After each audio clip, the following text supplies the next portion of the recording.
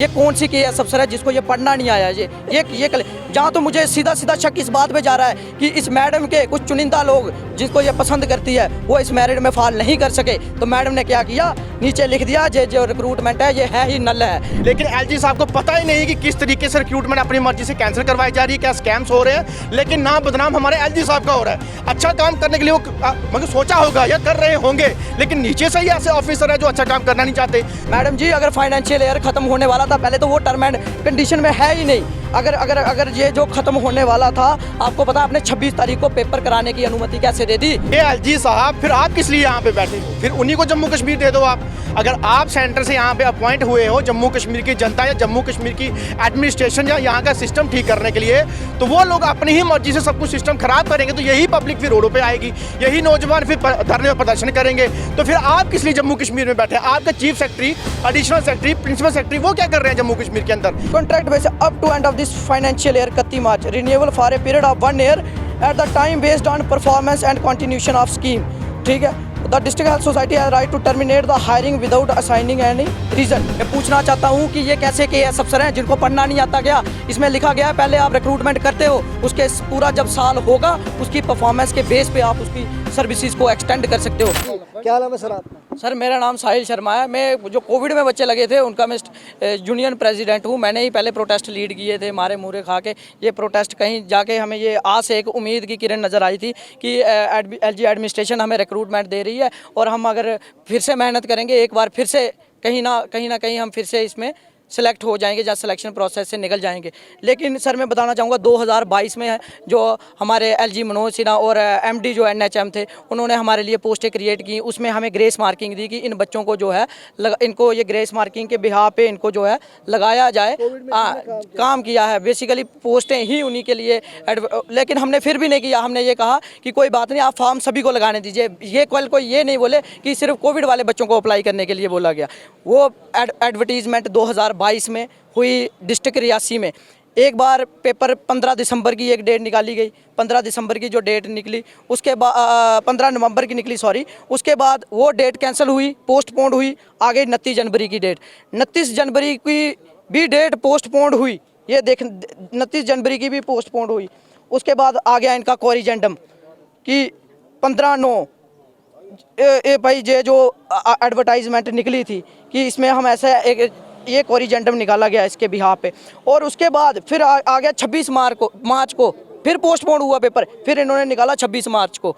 26 मार्च को जब मैडम ने ये ऑर्डर दिए, मैडम को इस रिक्रूटमेंट को कराने वाली भी मैडम, इसका एग्ज़ाम कंडक्ट कराने वाली भी मैडम, इसका हर एक चीज़ कराने वाली मैडम, 26 तारीख को रिक्रूटमेंट का जैसे ही रिज़ल्ट डिक्लेयर करने की डेट आई, उस दिन मैडम ने 29 तारीख को निकाल दिया ये ऑर्डर कि hiring is purely on contract basis up to end of this financial year 31 March, renewal for a period of 1 year at time based on performance and continuation. मैं पूछना चाहता हूँ अपने एडमिनिस्ट्रेशन से, अपने डिबकॉम सर से मैं पूछना चाहता हूँ कि ये कैसे केएस अफसर हैं जिनको पढ़ना नहीं आता क्या? इसमें लिखा गया है पहले आप रिक्रूटमेंट करते हो, उसके पूरा जब साल होगा उसकी परफॉर्मेंस के बेस पे आप उसकी सर्विसेज को एक्सटेंड कर सकते हो। ये कौन सी केएस अफसर है जिसको ये पढ़ना नहीं आया। ये जहाँ तो मुझे सीधा सीधा शक इस बात पे जा रहा है कि इस मैडम के कुछ चुनिंदा लोग जिनको ये पसंद करती है वो इस मेरिट में फाल नहीं कर सके, तो मैडम ने क्या किया, नीचे लिख दिया जो रिक्रूटमेंट है ये है ही नल है।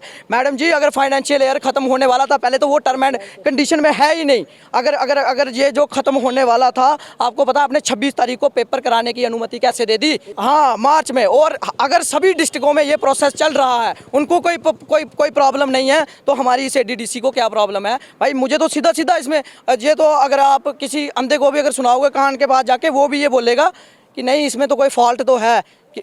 मैं आपसे जानना चाहूँगा, जिस तरह इसमें अगर ये जो रिक्रूटमेंट निकाली गई थी एलजी के द्वारा, जो पोस्ट दी गई थी उन बच्चों के लिए जिन बच्चों ने कोविड में काम किया था, और रिक्रूटमेंट एजेंसी जो है वो जो हेल्थ की रिक्रूटमेंट एजेंसी है वही रिक्रूटमेंट निकालती, लेकिन इसमें एडीसी का क्या कारण है कि एडीसी जो है रिक्रूटमेंट को रोक सकती है और एग्जाम को जो कैंसिल करा? ये जो है डिस्ट्रिक्ट हेल्थ सोसाइटी इस एग्ज़ाम को कंडक्ट करवाती है। उसकी चेयरमैन होती है डीसी और उसके वाइस चेयरमैन होता है सीएमओ।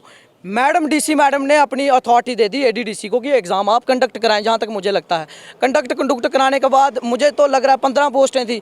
अब मैडम जी ने कुछ सोचा होगा तो आसार नहीं बने होंगे, तो अब तो सीधा सीधा दिख रहा है, ये तो सबको दिख रहा है कि मैडम ये ऐसा कर रही है। इवन कि हमारी यूनियन कल डिपकॉम सर से भी मिली है, जाके डिपकॉम सर से भी मैं मिला, उन्होंने कहा कि मैं खुद बात करूँगा डीसी से कि आप ये कर क्या रहे हो। और मैं तो पूछना चाहता हूँ ये जो मैडम है, ये किस बेसिस के ऊपर, इसको पढ़ना नहीं आया? अगर इसकी बात करूं तो ये रिक्रूटमेंट की हमारे पास डॉक्यूमेंट्स थे, मैं आपको बताना चाहूँगा। ये जो एट्थ पॉइंट मैडम ने मेंशन किया है कि फाइनेंशियल ईयर का, इसमें आप मैं 8th पॉइंट बताना चाहता हूँ। चलो एक केएएस अफसर मूर्ख बन गया, उसके साथ तो दूसरा भी था, उसको नहीं पता चला कि क्या ये लिख रही है। Contract base up to end of this financial year 31 March renewable for a period of 1 year at the time based on performance and continuation of scheme. ठीक है, the district health society has right to terminate the hiring without assigning any reason. मतलब आप जब district admin जब तक आप recruitment process complete नहीं कर लेते, जब आपकी रिक्रूटमेंट प्रोसेस एक कंप्लीट हो जाती है, उसके बाद कोई भी एम्प्लॉइज़ साल के बाद उसकी परफॉर्मेंस को देखते हुए उसके पीरियड को एक्सटेंड किया जाएगा। इसका मैं ये समझ रहा हूँ, लेकिन वो इतनी मूर्ख केएएस अफसर कैसे हो सकती है, उसको ये पढ़ना नहीं आ रहा। मैं तो पूछना चाहता हूँ एडमिनिस्ट्रेशन से, ऐसे केएएस ऑफिसर लगा रहे हैं जिनको ऑर्डर पढ़ने का तरीका नहीं है। जानना चाहूँगा, जिस तरह लेफ्टिनेंट गवर्नर मनोज सिन्हा आए रोज़ ये कहते हैं कि जब भी कोई एग्ज़ाम जम्मू कश्मीर होगा ट्रांसपेरेंट तरीके से होगा। बड़े एग्ज़ाम जो जम्मू कश्मीर में कैंसिल, चाहे वो फा का एग्ज़ाम हो या एसआई का एग्ज़ाम, लेकिन इस एग्ज़ाम को कैंसिल कराना हमें भी समझ नहीं आ रहा कि किस बेस पर इसको जो कैंसिल कराया जा रहा है। वही तो आप दीजिए। इवन कि हमारी यूनियन मिशन डायरेक्टर मैम से मिलती हैं, उन्होंने कहा कि नहीं, जैसे फर्दर डिस्ट्रिक्ट में चल रहा है ऐसा आपका भी होगा। ये फाइनेंशियल ईयर, ये जो मैम ने पॉइंट मेंशन किया, इसका मीनिंग ये है कि आप जो है पहले रिक्रूटमेंट प्रोसेस को कंप्लीट करेंगे, उसके बाद इनके बिहार जो सेलेक्ट बंदे होंगे जो उसमें आएंगे, फॉल करेंगे, उस साल के बाद उनका जो टेन्योर है उनकी परफॉर्मेंस को देखते एक्सटेंड किया जाएगा। और मुझे समझ नहीं आ रही है मैडम, इनको मुझे कुछ समझ नहीं आ रही है। तो इसमें साफ निशाना जो है मैडम की तरफ ही जा रहा है कि मैडम के कुछ चुनिंदा जो मनपसंद लोग हैं वो लिस्ट में नहीं आए और मैडम तिल मिला उठी और उसने रिक्रूटमेंट को नल कर दिया। क्या मैं पूछना चाहता हूँ अपने एलजी मनोज सिन्हा से, क्या जमहूरी निज़ाम ने जिंदा नहीं है जम्मू कश्मीर में? आप आए दिन युवाओं के भविष्य की बात करते हैं, आपके केएएस अफसर ही ऐसा गंद डाल के बैठे हुए हैं, तो क्या युवाओं की बात करोगे आप? चलिए, हमारे साथ शनिकांत चिबा जो हमेशा जो इन नौजवानों के साथ शाना बशाना रहते और हमेशा इनकी आवाज़ जो है उठाते। शनिकांत जी, लगातार जम्मू कश्मीर के हर एग्ज़ाम में स्कैम देखने को मिल रहा है, लेकिन आज एक नए स्कैम हम देखने को मिल रहा है कि बच्चों ने एग्ज़ाम्स दे दिया, पेपर्स भी दे दिए, वो उसको क्या कहते हैं डेट भी निकाले, एग्ज़ाम देने के बाद ये नहीं कहा जा रहा इसमें कोई स्कैम हुआ कुछ नहीं, ये सीधा कह दिया कि एग्ज़ाम को जो है वो कैंसिल करार दिया जाएगा। किस बेस पर करार दिया जाएगा? ये जी फाइनेंशियल ईयर, उसी फाइनेंशियल ईयर में इनकी जो है वो एग्ज़ाम्स कराए जाए। क्या कहेंगे आप, इंतज़ाम में किस तरह जो है वो नौजवानों के साथ खेल रही है? देखिए, जो केएएस ऑफिसर होते हैं वो काफ़ी पढ़े लिखे होते हैं, अच्छा एग्जाम कंडक्ट करके जो है वो फील्ड पे आते हैं, पब्लिक के सर्वेंट होते हैं, पब्लिक की सेवा करने के लिए आते हैं। लेकिन यहाँ पे खुद ही रिक्रूटमेंट निकालते हैं, खुद ही एडवर्टीजमेंट निकालते हैं, खुद ही एग्ज़ाम कंडक्ट करते हैं और खुद ही कैंसिल करते हैं। ये एलजी साहब, फिर आप किस लिए यहाँ पे बैठे हो? फिर उन्हीं को जम्मू कश्मीर दे दो आप। अगर आप सेंटर से यहाँ पे अपॉइंट हुए हो जम्मू कश्मीर की जनता या जम्मू कश्मीर की एडमिनिस्ट्रेशन या यहाँ का सिस्टम ठीक करने के लिए, तो वो लोग अपनी ही मर्जी से सब कुछ सिस्टम खराब करेंगे, तो यही पब्लिक फिर रोडों पे आएगी, यही नौजवान फिर धरने में प्रदर्शन करेंगे। तो फिर आप किस लिए जम्मू कश्मीर में बैठे? आपके chief secretary, additional secretary, principal secretary वो क्या कर रहे हैं जम्मू कश्मीर के अंदर? यह आपके लिए क्वेश्चन चिन्ह खड़ा होता है कि आपके ही एडमिनिस्ट्रेटर जो हैं, जिसको आपको पता भी होगा कि NHM नेशनल हेल्थ मिशन के जो बच्चे हैं काफ़ी लंबा संघर्ष किया, और आपको भी पता, आप भी वहाँ पे आए थे, और आपके ही अपना एक अच्छी जो सोच के जरिए जो है उनकी रिक्रूटमेंट भी निकली, उनको पोस्टें दी गई। पोस्टें देने के बाद जब रिक्रूटमेंट हुई तो अपनी मर्जी से क्या आपके वो जो ऑफिसर हैं अपना ही मर्जी से काम करेंगे? अरे ये किस तरीके का, आप खुद देखिए कि पिछले 5-6 साल से यहाँ पे हो क्या रहा है। एग्ज़ाम होते हैं, कैंसिल होता है, कभी स्कैम्स होते हैं, कभी टेक्निकली फॉल्ट होते हैं, कभी बच्चे रोडों पे होते हैं, प्रदर्शन के जरिए होते हैं। एक घर के 5-5 बच्चे लगते हैं कि ये पैसे दे के लगते हैं, कोई घर पे बैठ के पेपर दे रहा है, कोई हॉल में बैठ के पेपर दे रहा है। ये चीज़ सिस्टम अभी एलजी साहब ने बोला कि कोई भी धांधली हो, कोई भी अगर ऐसा मसला हो, मुझे आप बताइए, मैं उसका हल करूंगा। तो एलजी साहब, आपसे हमें बहुत उम्मीदें हैं।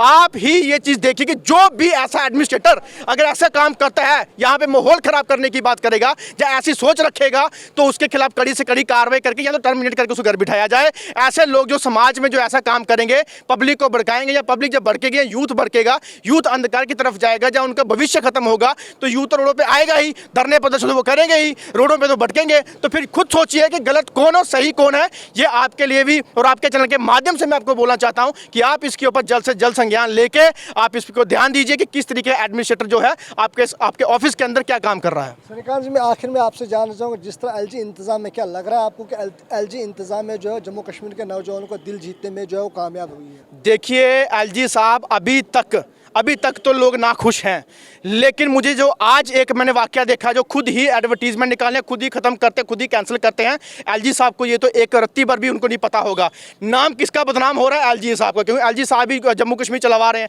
लेकिन एलजी साहब को पता ही नहीं कि किस तरीके से रिक्रूटमेंट अपनी मर्जी से कैंसिल करवाई जा रही है, क्या स्कैम्स हो रहे हैं। लेकिन नाम बदनाम हमारे एलजी साहब का हो रहा है। अच्छा काम करने के लिए वो मतलब सोचा होगा या कर रहे होंगे, लेकिन नीचे से ही ऐसे ऑफिसर है जो अच्छा काम करना नहीं चाहते। तो मैं उनके लिए बोलना चाहता हूँ आपके चैनल के माध्यम से कि ये चीज़ आप देखिए, जिस वजह से आपका नाम ना खराब हो, आपका एडमिनिस्ट्रेशन जो है वो पूरा खराब ना हो। अगर एक एडमिनिस्ट्रेटर गलत निकलता है तो पूरी की पूरी लाइन जो है उसको गलत ठहराया जाता है, और यही बच्चे अब रोडों पे आएंगे तो नारे आपके ही खिलाफ लगेंगे, ना ही उस बंदे के खिलाफ लगेंगे। तो मैं चाहता हूं कि आप संज्ञान लें, या जल्द से आपके साथ जो मीटिंग है वो अरेंज करवा के आपको पूरा प्रूफ जो है वो दिया जाए।